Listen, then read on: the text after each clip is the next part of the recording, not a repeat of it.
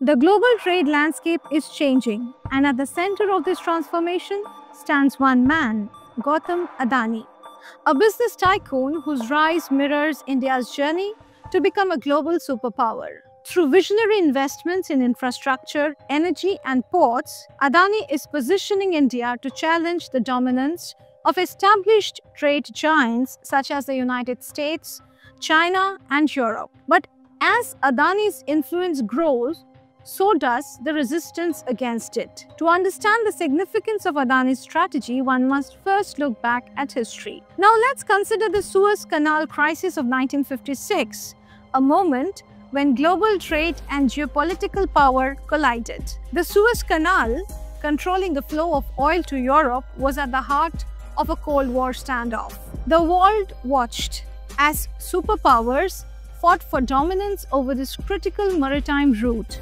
This event reiterated the vulnerability of relying on a limited number of strategic sea routes and the global instability that can arise when such choke points are in dispute. Now fast forward to today, and the Suez Canal remains just as crucial, yet the global trade ecosystem is no longer solely defined by the control of a single passage. Adani is building something more resilient, something that could redefine the global trade order. Take the Vizhinjam transshipment port in Kerala, a project spearheaded by Adani Group in collaboration with the Indian government. Once completed, this mega port will transform India's export and shipping landscape. No longer would Indian business be beholden to foreign ports like Singapore or Colombo. India will have its own deep water port capable of handling the world's largest ships. This could save the nation hundreds of millions in cost, create thousands of jobs, and allow India to capture a significant share of the global transshipment business. Adani's global expansion into ports, Haifa in Israel, Colombo in Sri Lanka, Dar es Salaam in Tanzania, and Da Nang in Vietnam is not just about business. It's a strategic move to secure India's position in the global trade network. By controlling critical maritime gateways, Adani is ensuring that India, not China, leads in the competition for global logistical dominance. But with success comes scrutiny, and that is the case of Gautam Adani. This scrutiny has become relentless. From accusation of stock manipulation by the Hindenburg Research to allegation of corruption and financial misconduct, Adani has found himself under the microscope. The timing of these attacks raises questions. Who stands to benefit from Adani's downfall?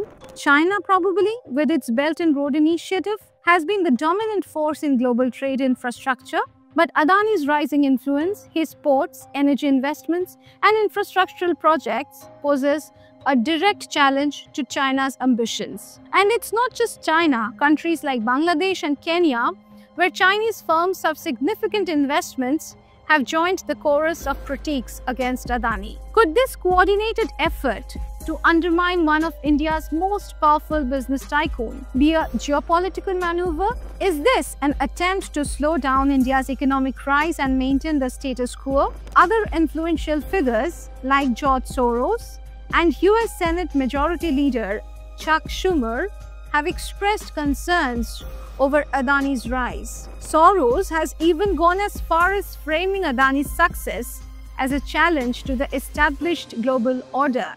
But it's not just about business, it's about geopolitics. India's economic ascent is seen as a direct threat to the dominant West, and Adani is at the forefront of this transformation. Even in India's immediate neighborhood, Adani is facing challenges. For example, in Bangladesh owes Adani's power company around $800 million, but the debt remains unpaid. And with corruption investigations swirling around Adani, countries like Bangladesh and Kenya may be looking for ways to distance themselves from his projects. But this isn't just about unpaid bills. It's larger game being played, one where geopolitics, economic interest, and global trade power are at stake. In the end, Gautam Adani's rise isn't just about business or building a fortune. It's about India's ambition to carve out a more influential role on the world stage. The port projects, the energy investments, and the global supply chains all speak to a vision of India as a global logistics hub, one that challenges the dominance of the old powers. The attacks on Adani, they may just be a reflection of the power struggle unfolding across the globe. And the question remains, will these efforts to undermine his success succeed in stopping India's rise as the world watches? One thing is clear, India's future and the future of global trade may very well depend on the success of Gautam Adani and the infrastructure he is building today.